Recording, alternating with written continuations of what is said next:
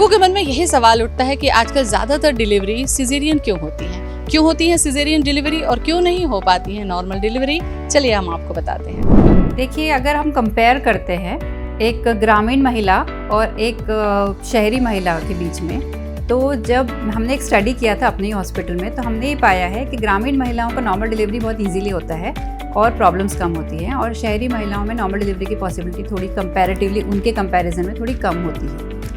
ऐसा नहीं है कि निजी अस्पताल में है तो सीज़र ही होगा। अगर सीज़र का इंडिकेशन है तो सीज़र होगा, सीज़र का इंडिकेशन नहीं है तो नॉर्मल ही होगा। हमको ये मानना चाहिए कि कोई भी महिला जो आई है उसका नॉर्मल बाय डिफ़ॉल्ट होना चाहिए। अगर कोई प्रॉब्लम आई तो हमको डिविएट होना पड़ता है या स्विच करना पड़ता है कि सिजेरियन में स्विच करना पड़ गया, अदरवाइज बाय डिफ़ॉल्ट सबका नॉर्मल होना चाहिए। बहुत सारे रीजंस हो सकते हैं। लाइफस्टाइल में डिफरेंस आने की वजह से हमारी पेल्विक एक्सरसाइजेज नहीं होती है, हम उतना अच्छे से अपनी बॉडी को मेंटेन नहीं कर पा रहे हैं, उसकी वजह से, स्ट्रेस की वजह से, और आजकल डिलेड मैरिजेस होती हैं तो लेट एज में बच्चे होते हैं, उसकी वजह से भी कभी कभी नॉर्मल डिलीवरी की पॉसिबिलिटीज़ कम होती है। बट अदरवाइज हर किसी को नॉर्मल डिलीवरी होना चाहिए आइडियली।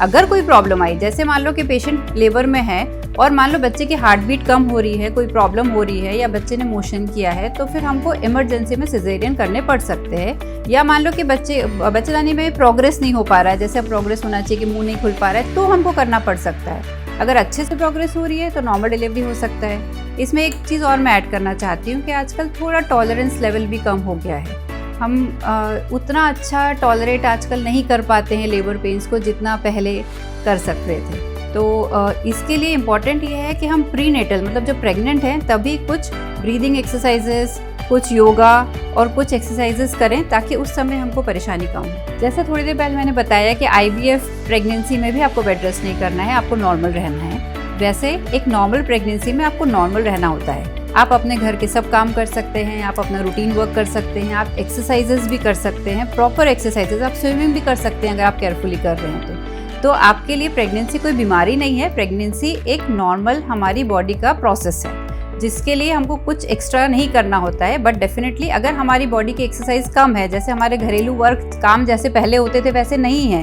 तो हमको उन मसल्स के लिए प्रॉपर एक्सरसाइजेस फॉलो करना चाहिए ताकि हमारा डिलीवरी आसान हो। सबसे पहले अगर आपके पास प्रेगनेंसी टेस्ट अगर पॉजिटिव आया है तो सबसे पहले आप खुश हो जाएं और रिलैक्स हो जाएं और नॉर्मल रहें, अपने आप को बीमार ना समझें। उसके बाद फिर आप अपने खाने पीने का ध्यान दें। हाँ, इम्पॉर्टेंट ये है कि फर्स्ट 3 मंथ्स कभी कभी नॉजिया, वॉमिटिंग, उल्टी चक्कर की वजह से बहुत कुछ नहीं खा पाते हैं, तो ये जानना ज़रूरी है कि पहले 3 महीने में बच्चे की रिक्वायरमेंट ऑलमोस्ट कुछ नहीं होती है। तो आप जो खा रहे हैं अपने लिए खा रहे हैं, इसीलिए आप थोड़ा थोड़ा खाइए, बार बार खाइए, सुबह उठते से नाश्ता करिए और हर 2-3 घंटे में खाते रहिए। इसमें इम्पॉर्टेंट ये है बाहर का खाना नहीं खाइए, कुछ भी तलन मसाले वाली चीज़ें अवॉइड करिए, उससे आपको एसिडिटी बढ़ सकती है, नॉजिया, वॉमिटिंग बढ़ सकता है।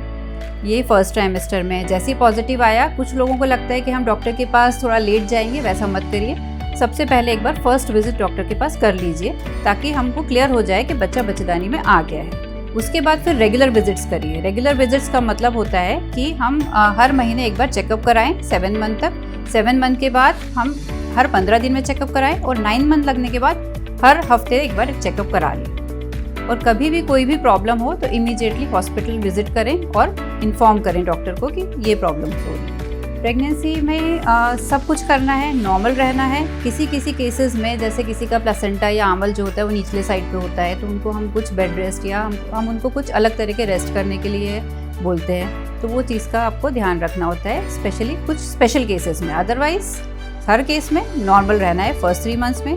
सेकेंड 3 मंथ्स प्रेगनेंसी का हनीमून पीरियड माना जाता है, उसमें तो आप एब्सोल्युटली नॉर्मल रह सकते हो क्योंकि आपका थोड़ा नॉजिया, वॉमिटिंग कम हो गया है, थोड़ा आप बेटर फील कर रहे हो, तो आप अपना बेटर हो सकते हो। खाने पीने पे स्पेशल ध्यान दे सकते हो कि आप थोड़ा सा मिल्क प्रोडक्ट्स अच्छे से लें और प्रोटीन की डाइट अच्छे से लें। अगर आप वेजिटेरियन हैं तो आप स्प्राउट्स खाइए, ड्राई फ्रूट्स खाइए, ये सब चीज़ का ध्यान रखिए, ग्रीन लीफी वेजिटेबल्स खाइए। तो ये सब चीज़ें सेकेंड ट्राइमेस्टर में खान पान का बेटर ध्यान रखना बहुत इंपॉर्टेंट होता है। थर्ड ट्राइमेस्टर आते तक कभी किसी किसी को सूजन वगैरह आती है तो उसके लिए पैर के नीचे तकिया लगा के सोए, और अगर मान लो आपको कोई तकलीफ लगती है तो आप हॉस्पिटल जल्दी दिखाएं। बच्चे के मूवमेंट्स का अच्छे से ध्यान रखें, कभी भी मूवमेंट कम लगे तो हॉस्पिटल में दिखाएं। और रेगुलर चेकअप कराने का इंपॉर्टेंस बहुत ज़्यादा है, वो अपने टाइम से कराते रहें और अपने गायनिक से पूछते रहें कि अभी क्या ज़रूरत है और क्या नहीं।